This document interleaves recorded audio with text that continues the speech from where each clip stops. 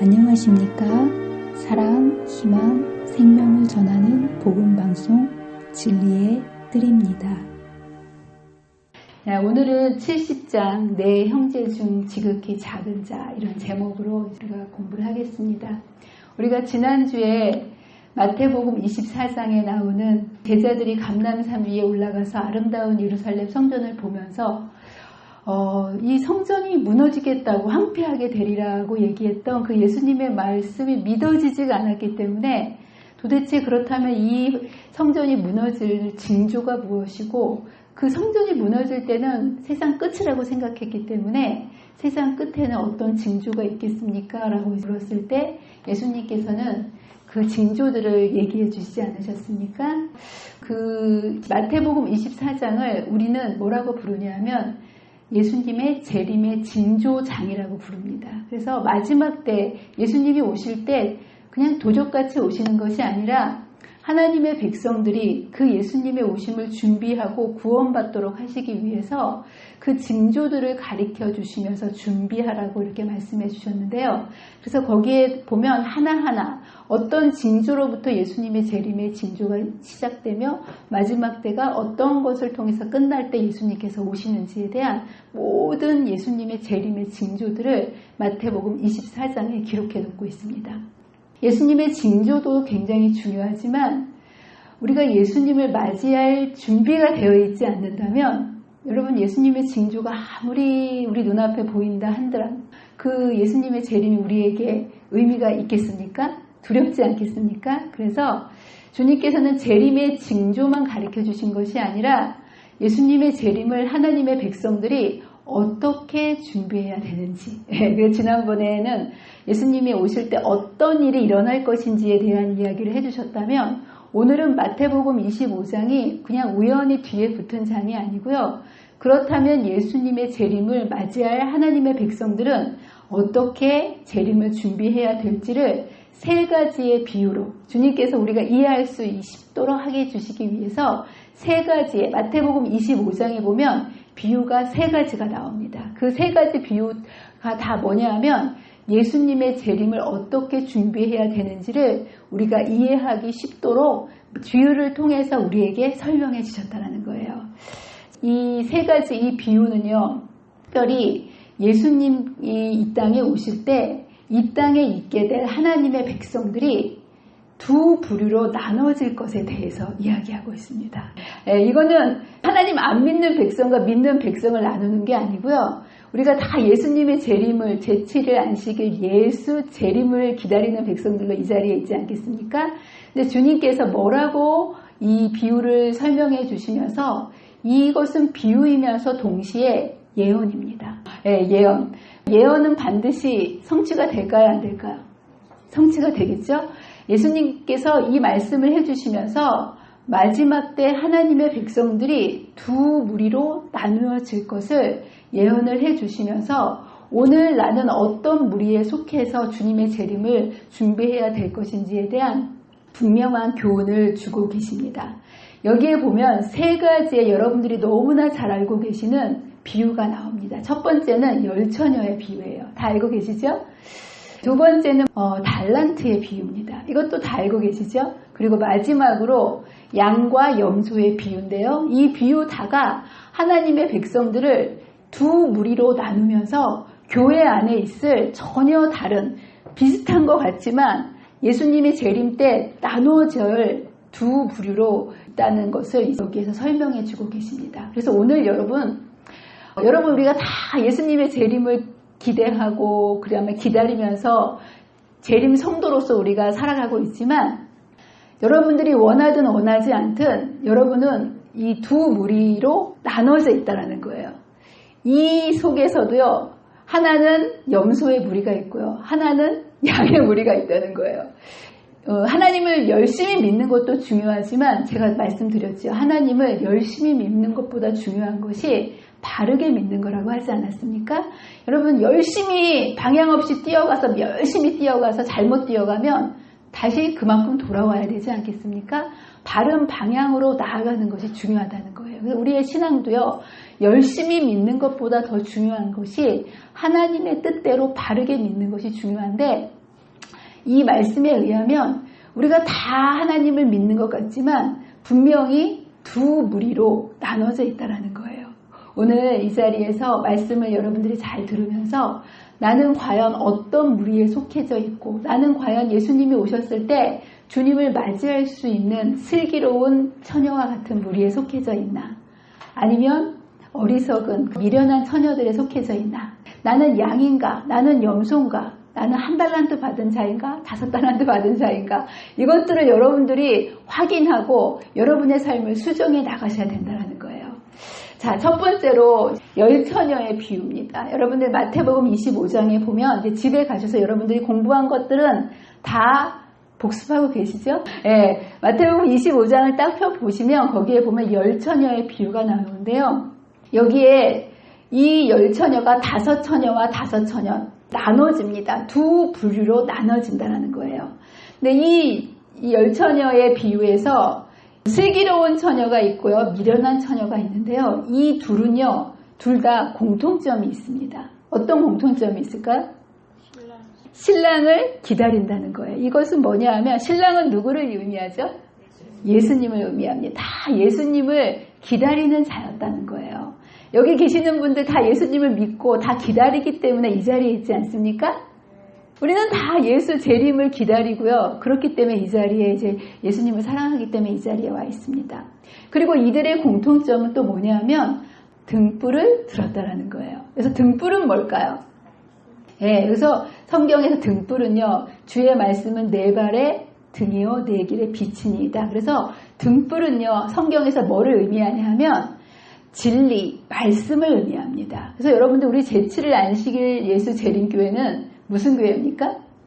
진리교회입니다. 우리는 건물도 사람도 내보일 게 없지만 우리가 자신있게 세상에 자신있게 내보일 수 있는 거는 이 세상 어떤 종파보다 말씀, 진리를 가졌다는 성경 말씀 그대로의 진리를 우리가 가졌고 있다는 거. 그래서 여기 있는 두 처녀들 둘 다 뭐냐면 진리의 말씀을 가진 백성이라는 거예요. 또 한 가지 공통점이 있습니다. 뭘까요? 네, 신랑이 늦게 왔기 때문에 어리석은 처녀도 그리고 슬기로운 처녀도 신랑이 너무 늦게 오니까 밤늦게 오니까 졸려서 다 이렇게 졸았다는 거예요. 근데 이 두 부류가 달라지게 하는 하나의 차이점, 다른 점이 있습니다. 뭘까요? 기름의 슬기로운 처녀는 등도 가졌지만 기름을 가졌고 미련한 자들은 등은 가졌지만 기름을 가지지 않았다는 거예요. 기름이 중요합니까? 등이 중요합니까? 둘 다 중요하죠. 기름이 없으면 등이 필요 없고요. 등이 없으면 기름도 빛을 내지 못합니다. 그렇지 않습니까? 반드시 빛을 내기 위해서는 등에 기름이 공급돼야 되는데 여기서 아까 등은 뭐라고 얘기했죠? 말씀이라고 말씀드렸죠? 그럼 여기서 기름은 뭐를 의미할까요? 네, 너무나 잘 알고 계세요. 등잔에 기름이 공급돼야만 등불을 비출 수 있지 않겠습니까? 여러분들 우리가 진리 백성으로서 하나님의 말씀을 가지고 있지만 이 말씀이 우리의 삶 속에서 경험되어지고 세상에 빛이 비춰주시기 되기 위해서는 반드시 성령의 역사하심이 필요하다는 거예요. 우리가 진리교회라고 얘기하지만 우리의 삶이 변화되지 않고 경건의 모양, 말씀은 갖고 있지만 우리의 삶 속에서 하나님의 말씀의 능력을 경험하고 드러내지 못한다면 우리의 삶에 뭐가 부족해서 그런 걸까요? 성령이 부족하기 때문에 그렇다는 거예요. 근데 여러분 성령님께서는 성령님이 없이 여러분들이 진리를 아무리 이론적으로 많이 알고 계셔도 그 진리로 인해서 여러분들이 구원을 받을 수 있을까요? 없을까요? 여러분의 삶이 빛을 낼 수 있을까요? 없을까요? 성경 지식을 아무리 많이 갖고 있다 할지라도 성경을 줄줄 꿰고 있다 할지라도 성령께서 함께 해주시지 않으면 단 하나의 빛도 다른 사람들의 마음을 감동시킬 수 있지 않다고 성경은 얘기하고 있습니다. 그래서 여기 보면 하나님의 성령이 없이 하나님의 말씀만을 아는 것은 소용이 있다 없다? 근데 앞에 뭐가 붙었어요? 아무 소용이 없다는 거예요. 여러분이 성경을 암송하고 매일매일 성경을 읽고 매일매일 예언의 신을 들춰본다 할지라도 여러분이 세상 공부하듯이 여러분의 힘으로 성경을 열심히 이렇게 공부하면 아무 소용이 없다는 거예요. 성령의 감화가 없는 진리의 이론만으로는 사람의 심령을 깨우치고 마음을 심화시킬 수 없다. 변화시킬 수 없다라는 거예요. 우리가 비록 성경의 말씀과 약속에 정통한다 할지라도 하나님의 영이 진리를 깊이 깨닫게 하지 않을 것 같으면 우리의 품성은 변화되지 않을 것이다 라고 얘기합니다. 그래서 여러분들이 말씀을 열심히 보는 것보다 더 중요한 것이 성령께서 역사하시도록 우리의 삶 속에 그 성령께서 우리를 도와주셔서 깨우쳐 주시도록 성령의 능력은 그냥 우리가 우리의 삶에 임하셔서 우리가 성령의 능력을 우리가 힘처럼 이용하는 것이 아니에요. 여러분 어떻게 할 때 성령 충만한 삶을 살 수 있을까요? 여러분 성령 충만한 삶을 살고 싶으십니까? 네. 그러면 여러분 성령 충만한 삶을 어떻게 우리가 살 수 있을까요? 여러분 성령은요 우리가 그분의 능력을 우리가 이용하는 것이 아니고요 성령이 가장 강력하게 우리의 삶 속에서 임할 수 있도록 하는 조건은 우리가 완전히 비워질 때 성령께서 가장 강하게 우리의 삶 속에서 역사하십니다. 여러분이 비워질 때 성령께서 역사하신다는 거예요. 그렇다면 여러분들이 비워지면 비워질수록 여러분들이 성령의 능력으로 우리가 권능을 받고 땅끝까지 증인이 될 수 있는데요. 사람이 비워지기 위해서는 어떻게 할 때 구체적으로 사람의 마음이 비워지게 될까요? 여러분들이 오랫동안 신앙을 해왔고 내가 비워져야 된다, 성령이 임해야 된다 이런 것도 너무나 잘 알고 있지 않습니까? 근데 그러면 사람은 어떨 때 비워질 수 있을까요? 네, 맞습니다. 사람이 마음이 비워질 수 있는 구체적인 방법은요, 기도하는 것입니다. 그래서 주님께서는 구하라, 찾으라, 두드리라고 말씀하시면서 너희가 악할지라도 좋은 것으로 자식에게 줄 줄 알거든 하물며 하늘에 계신 너희 아버지께서 좋은 것, 성령을 너희에게 주시지 않겠느냐라고 얘기하시면서 구하라고, 기도하라고 얘기하신 거 아니겠습니까? 사람이 비워질 때 성령께서 역사하시는데요. 사람이 비워질 수 있는 가장 큰 비결은 무릎을 꿇고 하나님께 구하고 성령의 능력을 구할 때 주님께서는 우리에게 이 모든 것들을 감당할 수 있는 성령 충만한 삶을 허락해 주신다는 사실을 여러분 기억하시면서 여러분의 삶이 성령을 구하시는 기도의 삶이 되시기를 간절히 바랍니다. 두 번째는 달란트의 비유입니다. 이것은 우리가 성령 충만한 삶을 살고 도대체 어떤 삶의 태도를 가지고 예수님의 재림을 기다려야 될지를 말씀해 주시는 건데요. 여기 이런 말씀이 있습니다. 재림을 기다리는 것이 무엇을 의미하는지를 이 달란트를 비유를 통해서 보여주셨는데 그것은 무료하게 그냥 재림을 무작정 기다리는 것이 아니고요. 부지런히 일하면서 시간을 보내는 것이다. 이러한 교훈을 달란트의 비유로서 가르쳐 주시는 모습을 보게 됩니다. 하나님의 백성은 열심히 사셔야 됩니다. 맞습니까? 네, 근데 여러분들 부지런히 열심히 살아야 되는데 열심히 살아도 망할 수 있습니까?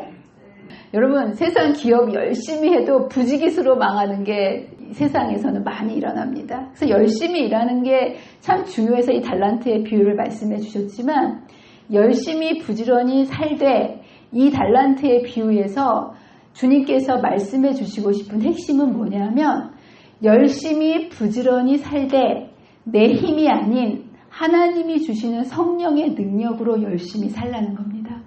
아까 새 힘을 주신다고 하지 않으셨습니까? 인생을 살아갈 때 두 가지의 힘이 있습니다. 내 힘으로 열심히 살아가느냐, 주님께서 주시는 성령의 능력, 새 힘으로 열심히 살아가느냐. 여러분 예수님의 재림을 준비하기 위해서는 내 힘으로 열심히 살아야 될까요? 주님이 주시는 새 힘으로 열심히 살아야 될까요?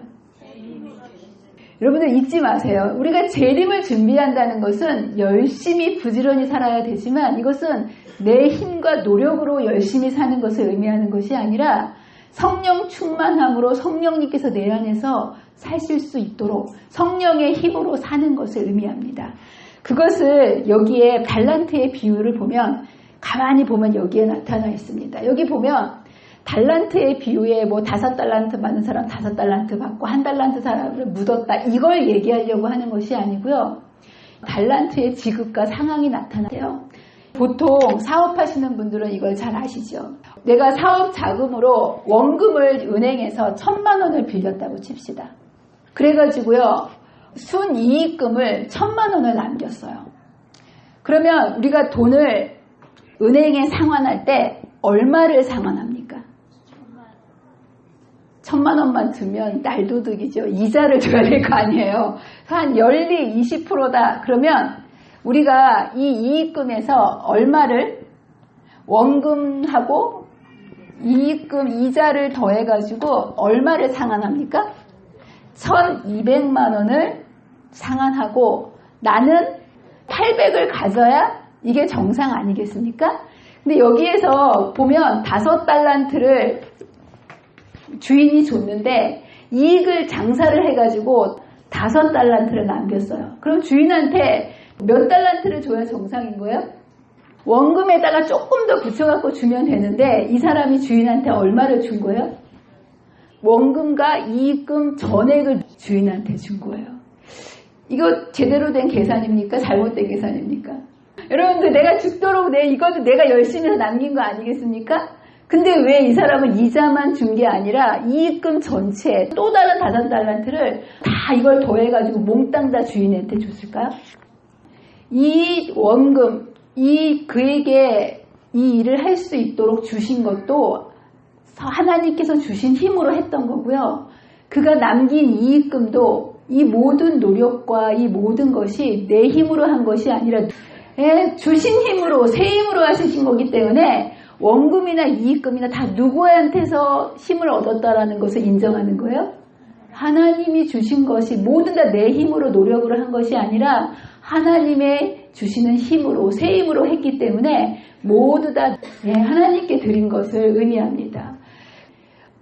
5달란트와 2달란트를 받은 사람은 저희가 받은 원금과 남긴 이익금을 모두 주님께 돌려드렸다. 그렇게 함으로 저희는 자신들이 세운 공로를 주장하지 않는다.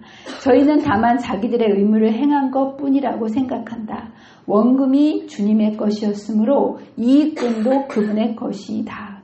주님께서는 그들에게 사랑과 은혜를 베풀어 주시지 않으셨다면 저희의 일은 영원히 파산되고 말았을 것이다 라고 얘기하면서 모든 것이 누가 주신 힘으로 했다라는 것을 인정하는 거예요.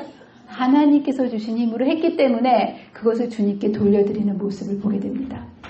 그랬을 때 주님께서는 파격적인 정산을 하십니다. 종들에게 이 달란트를 받고 나서 그래 내가 힘으로 줬으니까 내가 다 가지마 이런 것이 아니라 종들에게 다시 다 돌려주는 모습을 보게 됩니다. 주인이 이르되 잘하였도다 충성된 종아 라고 얘기하면서 그 달란트를 다 돌려주면서 뭐라고 얘기를 하시냐면 내가 적은 일에 충성하였으며 내가 많은 것을 내게 맡기리니 내 주인의 즐거움에 참여할지니라 라고 얘기합니다. 이것은 그냥 달란트만 주시고 끝난 것이 아니라 많은 것을 내게 맡기리라는 어마어마한 그 뒤에 플러스 알파가 있다는 거예요. 여러분 이 플러스 많은 것 이게 뭘까요? 여러분 상상하십니까? 이게 뭐지? 여러분들 여기에서 적은 일은요. 이 땅에서 우리가 남긴 달란트를 얘기합니다. 이 땅에서 5달란트를 남겼든 10달란트를 남겼든 100달란트를 남겼든 여러분들이 이 땅에서 주님을 위해서 여러분들이 한 모든 일들은요. 설사 생명을 바치는 일이라 할지라도 큰일이라고요? 작은 일이라고요? 주님을 위해서 큰일 하고 계십니까? 작은 일 하고 계십니까? 여러분 생각에는 내가 주님을 위해서 큰일 하고 있겠다 이렇게 생각하실 수도 있겠지만 여러분이 여러분의 생명을 바칠지라도 여러분이 하늘에서 받을 많은 것 주님께서 주시려고 하시는 그 많은 것에 비하면 이 땅에서 여러분이 하는 모든 주님을 위한 일은요 그것에 비하면 작은 일이라는 거예요. 왜 그런지 아십니까? 때때로 이런 생각 해보셨습니까? 이 세상에 이 우주 속에 수많은 우주 거민이 있을 텐데 내가 하필이면 왜 지구에 태어나서 이 죄된 지구에 태어나서 죄에 안 지은 다른 절에 태어났으면 이 죄 때문에 이렇게 고통당하고 어렵게 안 살 텐데 내가 그 많고 많은 별들 중에 하필이면 이 지구에 태어나서 이 죄 때문에 이렇게 고생을 할까? 억울하다고 혹시 생각해 본 적 있으십니까? 그런 생각도 안 하고 사셨죠? 그냥 이게 인생이라니 이것만 보고 사셨죠? 우리가 하나님께서 우리를 창조하실 때 재료를 뭘로 우리를 창조하셨습니까? 예, 우리를 흙으로 만드셨습니다. 그리고 우리를 만드셨을 때 우리 허락받고 만드셨습니까? 그냥 만드셨습니까? 그냥 만드셨어요. 그래서 우리에게 자유의지를 주셨지만 허락받고 만들 수가 없기 때문에 선창조를 해 놓으시고 나서 우리로 하라고 선택하도록 하셨어요. 너희가 영원한 불멸의 삶을 살고 싶으면 생명과를 먹어라. 그러나 너희가 영원히 살고 싶지 않으면 선악과를 먹고 다시 흙으로 돌아가면 된다. 라고 에덴 동산에 선악과를 만들어 놓으신 거예요. 근데 사람이 사단에게 속아서 죄를 지지 않았습니까? 그래서 죄를 지어서 죽을 수밖에 없는 우리들을 주님께서는 다시 영생을 주시기 위해서 재창조를 하셔야 됐어요. 근데 여러분 사람을 처음 창조하셨을 때는 재료가 흙이었는데요. 두 번째 창조하셨을 때 재창조에는 사람을 뭘로 창조하시는지 아십니까? 재창조의 재료가 뭘까요? 예수님의 십자가의 보혈입니다. 예수님의 생명으로 우리를 재창조해 주신 거예요. 그래서 여러분들이 죄 때문에 재창조함을 받을 수밖에 없게 되었지만요. 바로 그 죄 때문에 여러분이 재창조함을 받을 때 여러분은 예수님의 생명을 여러분의 것으로 받게 됐다라는 거예요. 그래서 여러분이 예수님의 생명을 받았기 때문에 흙으로 만들었을 때는 여러분의 영생의 조건은 조건적이었어요.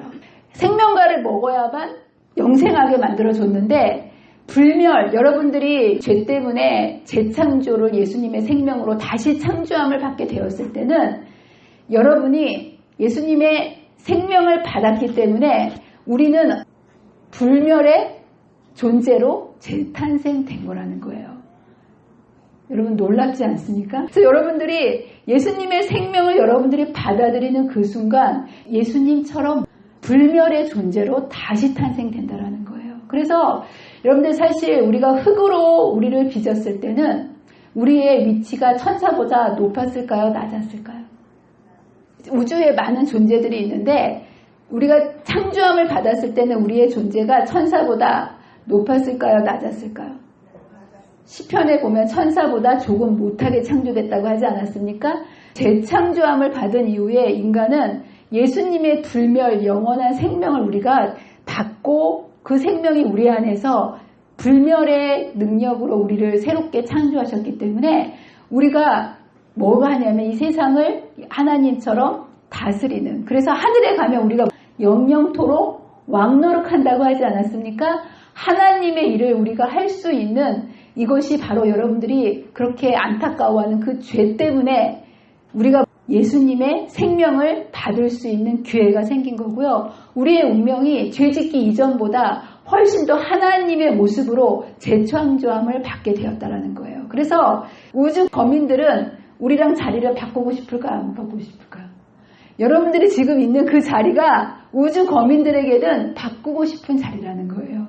비록 이 죄 때문에 우리가 잠시 이 죄악 소상에서 이렇게 힘들고 슬프게 살아가지만 바로 이러한 우리의 삶의 재창조의 능력을 통해서 전혀 다른 모습으로, 그래서 여기에 보면 그들은 하나님의 나라에서 저희의 도움으로 구속자들을 보게 될 때에 주의 즐거움을 누리게 될 것이다 라고 얘기하면서 뭐라고 되냐면 우리가 이 세상에서 그리스도와 같이 일한 데 대한 보상은 우리가 오는 세상에서 그분과 같이 일할 수 있는 보다 큰 능력과 광범위한 특권을 갖게 되는 것이다 라고 말씀하십니다. 저와 여러분이 이런 놀라운 특권을 주님을 바라보시고 부르시고 주님을 의지하심으로 매 순간순간 경험하게 되시는 저와 여러분이 되시기를 간절히 바랍니다. 세 번째로는요, 양과 염소의 비유입니다. 여기에서 이제 마지막 때 이 큰 심판의 날 광경을 묘사하셨는데요. 이날 주님께서는 이제 하나님의 백성을 심판하시는데요. 마지막 때 예수님께서 재림의 날 심판하시는 것은 하나님의 백성을 심판할까요? 악인들을 심판할까요? 여러분들 이걸 잘 아셔야 돼요. 예수님이 오실 때 이렇게 심판을 베푸시는데 이 심판은요. 하나님의 백성 중에서 하늘에 데려갈 백성들을 가려내시는 일을 한다라는 거예요. 그래서 여기에 보면 양과 늑대를 구별하시는 것이 아니라 뭐와 뭐를 구별한다고 되어 있습니까? 양과 염소를 구별한다는 거예요. 여러분 양과 염소를 보셨습니까? 네, 양과 염소는 저는 시골에서 자라지를 않아서 잘 모르는데 시골에서 계시는 분들은 양과 염소가 굉장히 유사하다고 얘기하시더라고요. 정말 그렇습니까? 양과 염소는 너무나 이렇게 생긴 것도 비슷하고 먹는 것도 비슷하고 이렇게 다 비슷한데 분명히 다르다는 거예요. 그래서 이 얘기는 뭐냐면 마지막 때 하나님께서 심판을 베푸시고 백성들을 구별해 내시는데 늑대와 양을 구별해내는 이렇게 세상 사람들과 하나님 백성을 구별해내시는 것이 아니라 하나님 모두 다 백성이라고 주장하는 사람들 중에서 분명히 진정한 진짜 하나님 백성인 양이 있을 것이고요. 똑같이 하나님 백성처럼 보이지만 가짜 하나님 백성인 염소가 있을 것을 얘기합니다. 이것을 사람은 몰라요. 그런데 누가 정확히 가려내신다는 거예요? 예, 주님께서 그 마지막 날 그 하늘에 데려갈 양의 무리들을 그 섞여져 있는 양과 염소의 무리 중에서 구별해 내신다라는 거예요. 근데 여러분들 생각에 이 양과 염소를 구별해 낼 때 기준이 뭘까요? 여러분 양과 염소가 다른 점이 뭐예요? 뿔이 있고 뿔이 없다? 뭐 곱슬거리고 직모다? 이게 눈에 보이는 양들은 뭐 그런 기준이 있는데요. 하나님 백성 중에서 분명히 양이 있고 염소가 있는데 이 양과 염소를 정확히 가르는 기준이 있다는 거예요. 여러분 무엇을 가지고 양과 염소를 나눌까요? 하나님께서는? 안식일 잘 지켰느냐? 헌금 잘 냈느냐? 봉사 열심히 잘했느냐? 뭐 어느 교회에 다녔느냐? 성경 지식이 맞느냐? 이런 기준을 가지고 양과 염소를 나눌까요? 아니라는 거예요. 심판의 기준을 잘 아셔야 돼요. 그렇지 않습니까? 여러분 아무리 경기를 열심히 뛰어도 규칙에 위반되면 다 탈락 아니겠습니까?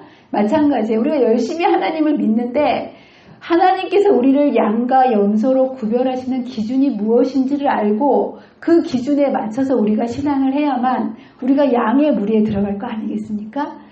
여기에 보면 주님께서 이렇게 얘기합니다. 모든 민족을 그 앞에 모으고 각각 구분하기를 목자가 양과 염소를 구분한 것 같이 구분할 것이다 라고 얘기하시면서 마태복음 25장 40절에 뭐라고 얘기하냐면 내가 진실로 너희에게 이르노니 너희가 여기 내 형제 중에 지극히 작은 자 하나에게 한 것이 곧 내게 한 것이다 라고 이제 말씀하시는 모습을 보게 됩니다. 그래서 여기 분명히 양과 염소를 나누는 그 기준을 그리스도께서는 그 판결이 한 가지 점에 의해서 결정되는 것이라고 말씀하셨다. 민족들이 그리스도 앞에 모일 때에는 두 부류만 나눠질 것이며 그들의 영원한 운명은 그리스도를 위하여 가난하고 고통받는 자들을 도와주었느냐 또는 도와주지 않았느냐에 따라 결정될 것이다 라고 말씀하십니다. 여러분 굉장히 의외지 않습니까? 우리는 예배 열심히 드리고 안식일 잘 지켜야 구원 받을 거라고 생각하는데 여기에 보면 그런 기준이 아니라는 거예요. 그러면 예수님 알지 못하는 사람도 남들만 잘 도와주고 이렇게 하면 구원 받을까요? 못 받을까요? 이 기준에 의하면. 예수님을 몰라요. 사실 여러분들 우리나라에 기독교가 들어온 지는 별로 얼마 되지 않지 않았습니까? 예수의 이름을 듣지 못했던 우리 수많은 조상들이 있을 거예요. 그렇다면 이 양과 염소를 가르는 이 기준에 의하면 예수의 이름을 듣지 못하는 사람도 구원 받을까요? 못 받을까요? 받아야 돼요? 못 받아야 돼요? 받아야 되겠지요. 여기 분명히 그렇게 되어 있어요. 이방인 가운데서 하나님을 모르고 섬긴 자들, 즉 인간의 도움을 통하여 한 번도 빛을 받지 못한 사람들일지라도 멸망을 당하지 않을 것이다. 그들은 기록된 하나님의 율법은 알지 못하였으나 자연을 통하여 말씀하시는 하나님의 음성을 들었고 율법이 요구하는 일들을 행하였다. 이것을 뭐라고 얘기하냐면 양심이라고 얘기합니다. 그들의 행위는 성령께서 그들의 마음을 감화시킨 증거이며 그들은 하나님의 자녀로 인정을 받는다. 그래서 예수님의 이름을 들어보지 못한 사람이라 할지라도요, 성령께서는 그들에게 옳은 길들을 가르쳐 주셨고요. 그 양심에 따라서 순종한 자들은 비록 예수님이라는 이름을 알지 못했지만 그들은 이미 예수님을 마음에 모신 자라고 주님께서는 말씀하신다는 거예요. 심판 때에 그리스도께서 칭찬하실 자들은 신학이란 학문을 알지 못했을지는 모르나 그리스도의 원칙들을 마음에 품고 있었다. 성령의 거룩한 감화를 통하여 그들은 주위에 있는 이들에게 축복이 되었다라고 얘기하면서 비록 기독교, 예수를 알지는 못했다 할지라도 그 예수님의 사랑의 원칙이 마음속에 있을 때 주님께서는 그를 구원하시는 약속을 해주시는 모습을 보게 됩니다. 그렇다면 뭐하러 안식을 지키고 뭐하러 성경 공부하고 뭐하러 예배드리나, 이 모든 것들은요 우리를 구원받기 위해서 하는 것이 아니고요, 이러한 것들을 통해서 예수님을 우리의 마음속에 모실 수 있도록 해주는 방법이라는 거예요. 그래서 우리가 이런 것들을 통해서 예수님을 마음에 모시는 것이 궁극적인 목표지 이것을 통해서 구원을 받는 것은 아니다라는 거예요. 이 마지막 때는 이렇게 우리가 진심으로 지극히 작은 자에게 어떻게 해 주었느냐, 그것을 가지고 양과 염소의 무리를 구별하신다는 모습을 보게 됩니다. 사실 헌금 내고 안식일 열심히 지키고 교회 나와서 예배 드리는 것이 쉽지 이웃을 내 몸처럼 사랑하는 게 쉬워요, 어려워요?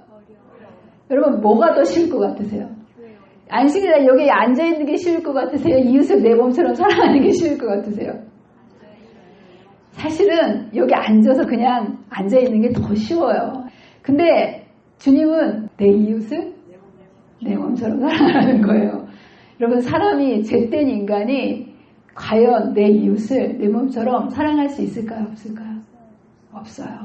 이것은 내 힘으로 하는 것이 아니고요, 주님이 주시는 새 힘으로만 할 수 있는 거라는 거예요. 그 얘기를 이렇게 얘기합니다. 이 반응을 보면 알 수 있어요. 여기 보면 양이 이렇게 대답을 합니다. 이제 내가 굶주렸을 때 네가 나를 먹였고 감옥에 있을 때 나를 찾아왔고 이런 얘기들을 주인이 막 했을 때 이 양이 이렇게 의인들이 반응을 합니다. 의인들이 이르되 주여 우리가 어느 때에 주께서 줄이신 것을 보고 음식을 대접하였으며 목마르신 것을 보고 마시게 하였나이까. 양들은 자기가 했다는 거예요, 안 했다는 거예요? 근데 이 양들이 이렇게 했을까요, 안 했을까요? 근데 왜 자기는 내가 언제 했습니까? 주인한테, 주인이 네가 와서 나한테 이렇게 해주지 않았느냐라고 얘기했을 때 이 의인들, 양들은요, 아 나는 한 적이 없는데요, 제가 언제 했습니까? 이렇게 반문하는 거예요. 이들이 왜 이렇게 했을까요? 이들은요 자기 힘으로 안 했기 때문에 다 잊어먹은 거예요. 예, 내 힘으로 했으면 기억을 했었을 텐데 내가 한 게 아니라 내 안에 계시는 성령님이 주시는, 하나님이 주시는 힘으로 했기 때문에 내가 한 거라고 생각을 안 했기 때문에 다 잊어먹고 내가 언제 그런 걸 했느냐고 이렇게 반문하는 모습을 보게 됩니다. 근데 여기 보면 또 그 똑같은 얘기를 했을 때 너는 나를 찾아오지 않았고 하지 않았고 막 이랬을 때 염소 펄쩍 뜁니다. 뭐라고 뛰는 걸 보세요. 그들도 대답하여 이르되 주여 어느 때 우리가 주께서 줄이신 것이나 목마른 것이나 나그나 되신 것이 공양하지 아니하더이까? 이렇게 묻습니다. 이들은 했다는 얘기예요, 안 했다는 얘기예요? 나는 열심히 뭔가 했는데 왜 안 했다고 그러냐고 따지는 거예요. 이 반응이 반대인 거예요. 근데 여러분, 이 사람들이 진짜 했을까요, 안 했을까요? 했죠. 열심히 했죠. 근데 이 사람들은 내 힘으로 했을까요? 주님이 주시는 힘으로 했을까요? 열심히 고생스럽게 정말 한 거예요. 여러분들 어떤 일을 했을 때 힘들고 어렵고 괴로웠던 일은 기억에 남습니까? 안 남습니까? 그래서 여자들은 모였다 하면 꼭 무슨 얘기예요? 애난 얘기하죠. 인생에서 제일 힘든 게 애난 얘기예요. 남자들은 모이면 꼭 무슨 얘기예요? 군대 얘기하죠. 군대 너무 힘드니까 그 군대 했던 그 몇 수십 년이 지나도 너무 생생하게 막 얘기를 막 잘하시 40년, 50년이 지나도 얘기하시는 거예요. 왜냐하면 죽어라고 내 힘으로 해갖고 너무 힘든 기억이 있기 때문에 잊혀져야 안 잊혀지는 거예요? 안 잊혀지는 거예요. 근데 이 사람들도 너무 열심히 했는데 내 힘으로 했기 때문에 너무나 힘들게 한 그 기억이 남아있어서 내가 왜 안 했습니까? 굶주렸을 때 내가 찾아가지 않았습니까? 예수님께 따지는 모습을 보게 됩니다. 근데 여러분들, 주님께서는 내 힘으로 한 것은 했다고 하십니까? 안 했다고 여기십니까? 안 했다고 얘기하시는 거예요. 우리가 뭔가를 열심히 할 때 뭔가를 하는 게 중요한 것이 아니고요. 어떤 마음을 가지고 하느냐를 주님께서는 중심을 보신다는 거예요. 며느리들이 이렇게 있지 않습니까? 시부모님들한테 해주는 게 많습니까? 자식들에게 하는 게 많습니까? 근데 여러분, 시어부모님한테 해주시는 게 기억에 많이 났습니까? 자식들한테 해준 게 기억에 많이 났습니까? 여러분, 자식들에게는 끊임없이 무한 희생을 하지만 생각나요, 안 나요? 안 나죠. 근데 시부모님한테는 뭐 해드렸는지 생각나요, 안 나요? 이게 뭐냐 하면 내가 사랑으로 했는지 의무로 했는지 어떤 마음으로 했는지가 그것이 자식한테는 진짜 끝도 없이 그렇게 해도 아무 생각이 안 나는 거예요. 그러나 내가 뭔가 의무를 가지고 이런 것들을 할 때는 그런 것들이 내 기억에 다 남는다는 거. 내 마음으로 주님의 일을 하느냐, 예수님의 마음을 가지고 주님의 일을 하느냐. 주님은 이것을 보고 네가 지극히 작은 자에게 내게 한 것이라 라고 말씀해 주신다는 거예요. 재림을 준비한다는 것은 결국은 예수님을 내 마음에 모시고 내 힘으로 하느냐, 주님이 주시는 힘으로 하느냐, 이것을 얘기하는 것을 의미합니다. 그래서 비유는 여기 세 가지의 비유가 다 다른 비유 같지만 결국은 이거는 한 가지입니다. 이 슬기로운 이 처녀는 내 힘으로 뭔가를 했느냐, 아니면 성령의 능력을 기름에 채워서 그 기름, 성령의 능력으로 신랑을 예비했느냐. 달란트의 비유도 내 힘으로 뭔가를 했느냐, 아니면 주님의 힘으로 그것을 했느냐. 이 양과 염소의 비유도 주님 없이 내 힘으로 이것을 해갖고 내가 언제 안 했습니까? 이렇게 따지는 이런 것이 아니라 주님이 주는 힘으로 했기 때문에 내가 언제 한지도 모를 정도로 주님의 능력으로 하는가. 이것을 가지고 주님께서는 양과 염소, 의인과 악인을 나누시는 모습을 보게 됩니다.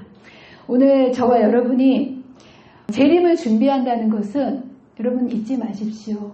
정말 우리 눈앞에 수많은 재림의 징조들이 우리의 삶을 두렵게 하고 우왕좌왕하게 만들지 않습니까? 그러나 여러분들이 두려워할 것은 사실 재림의 징조가 아닙니다. 오늘 이 순간 예수님의 재림을 위해서 준비한다는 것은 무엇을 의미하냐면 우리의 삶의 모든 능력 되시고 우리가 맞이할 수 있는 그 예수님을 나와 어떤 관계로 오늘 맺고 살아가느냐. 내 힘으로 그분을 준비하고 맞이하려고 하느냐. 주님이 내 마음속에 오셔서 주님이 주신 은혜와 힘으로 그분을 맞이할 준비를 하느냐.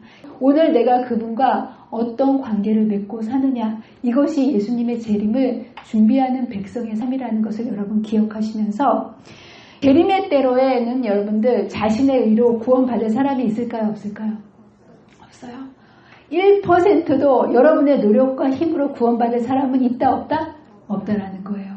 100% 주님이 주시는 의의 옷을 입은 자만이 구원을 받을 수 있다는 사실을 여러분 기억하시면서 여러분들 1분 1초마다 매 발걸음마다 여러분들이 주인 되었던 그 삶을 내려놓으시고 매 순간 주님의 여러분의 삶의 주인으로 모셔서 주님 오시는 그날 기쁨으로 주님을 맞이하게 되시는 저와 여러분이 되시기를 간절히 바라면서 말씀을 마치도록 하겠습니다.